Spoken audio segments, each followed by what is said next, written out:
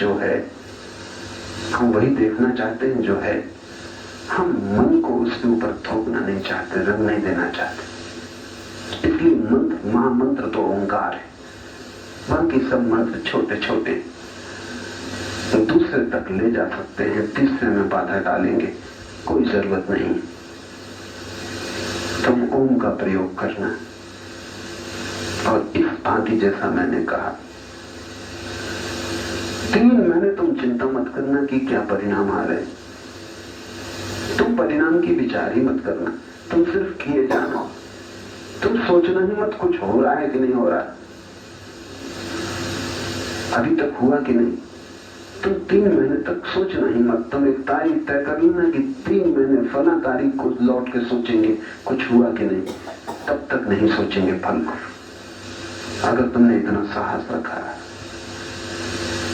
और ये साहस वैसा ही है जैसा छोटे बच्चे कभी कभी आम की कोई बो देते, आधा घड़ी बाद जाके फिर निकाल के देखते हैं कभी तक अंकुर आया कि नहीं, फिर घर आते हैं उदासी में कभी तक कुछ नहीं हुआ, फिर घड़ी भर बाद पहुंच जाते हैं, फिर उखाड़ के देख लेते। ये अंकुर कभी आएगा ही नहीं, क्योंकि अंकुर आने के लिए जरूरी है एक समय की सीमा कि कोई अंधकार में दबी रहे, पृथ्वी में गड़ी रहे। तुम्हारा ध्यान भी फल नहीं ला पाता क्योंकि तुम बार बार कोई को उखाड़ के देखते, कुछ हुआ कि नहीं, वो हृदय में पहुंच ही नहीं पाता, उसके पहले तुम निकाल के देख लेते। जीसस ने कहा है तुम्हारा दायां हाथ क्या करता है तुम्हारे बाएं हाथ को पता न चले।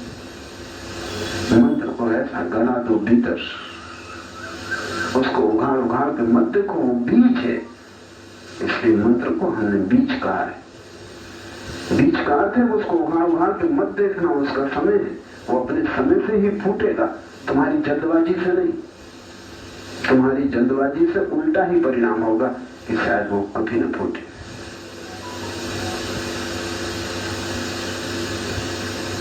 इस महामंत्र को इस समाधि शिविर से अपने साथ ले जाएं और प्रयोग करें।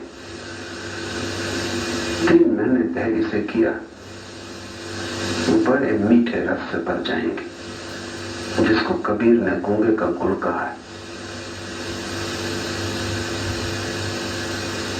और एक बार वो गुड़ स्वाद में आ जाए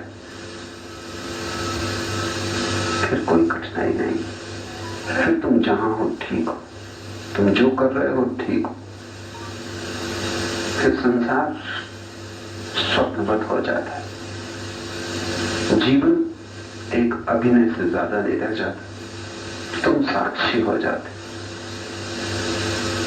तुम्हारा साक्षी तुम ही श्रीवत्व है। ओम नमः श्री शंभवे।